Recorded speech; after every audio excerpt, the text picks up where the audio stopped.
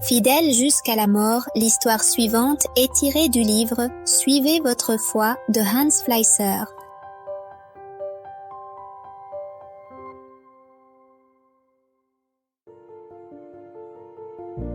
La mort pour la foi est-elle une vraie foi ou un fanatisme religieux?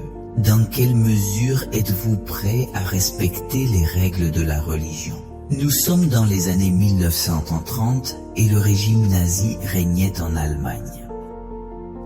Le gouvernement appelle à un service militaire obligatoire et aucun argument valable ne peut échapper à cet appel. À ce moment-là, les religions protestantes se sont multipliées et, à l'appel du gouvernement, beaucoup d'entre elles ont dû faire face à leurs principes fondamentaux, voire réinterpréter leurs enseignements, afin de ne pas entrer en discorde avec l'Empire. La plupart des religions étaient prêtes à mettre de côté leurs principes ecclésiastiques universels, l'amour fraternel, et à permettre à leurs jeunes de rejoindre l'armée allemande. Mais il y a toujours une exception. Certains préfèrent mourir plutôt que de renoncer à leur foi. C'est le cas de Günther, qui a 18 ans.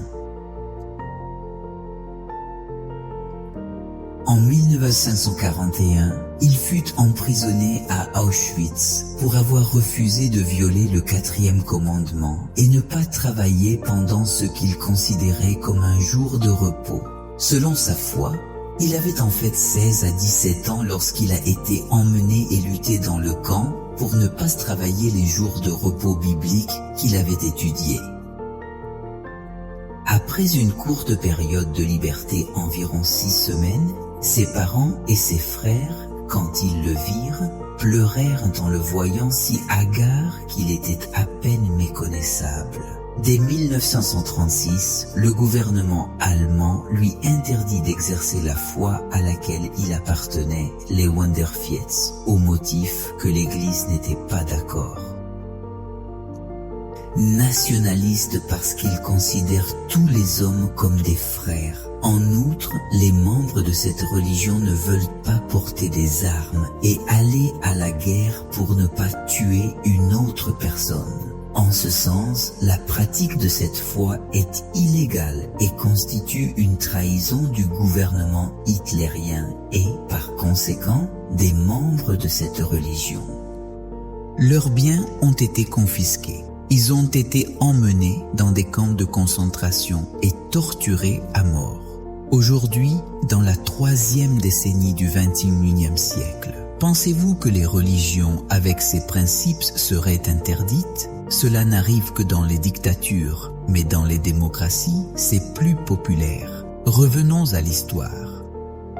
Environ 1 an plus tard, il a été emmené dans un camp de travail où il est resté environ 3 semaines. Là, il voit un autre frère de sa foi, Victor Pacha, et ils sont heureux d'être ensemble. Tous deux refusèrent de faire le service militaire et, sur ordre de Himmler, tous deux furent condamnés à mort.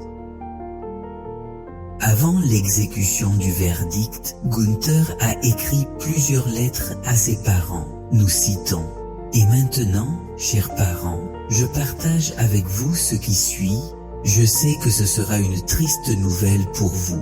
J'ai reçu une citation à comparaître le 6 août. Vous pouvez imaginer ce qui a été dit. J'ai dit ce que le Seigneur m'a dit de dire, et ce qui m'a été dit était la peine de mort. » Restant fidèle à sa foi, sachant que ses parents voulaient lui rendre visite, Gaunt leur dit: « D'abord, avez-vous besoin de l'autorisation de la cour martiale impériale ? D'un autre côté, il ne vaut rien parcourir de longues distances pour parler avec moi pendant quelques minutes. Mon souhait est que, sur la nouvelle terre, nous soyons indivisibles. » Günther a été abattu avec son ami Pacha.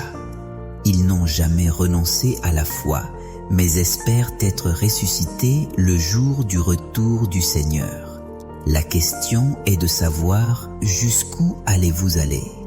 Fidèle au Seigneur, pensez-vous qu'une église devrait adapter ses principes pour s'entendre avec le gouvernement? ou ce que la Bible dit devrait prévaloir, dites-nous. Apocalypse chapitre 2 verset 10. Ne craignez rien de ce que vous allez souffrir. Voici, le diable mettra certains d'entre vous en prison pour vous éprouver, et j'aurai 10 jours de tribulation. Sois fidèle jusqu'à la mort, et je te donnerai la couronne de vie. Generate by AI.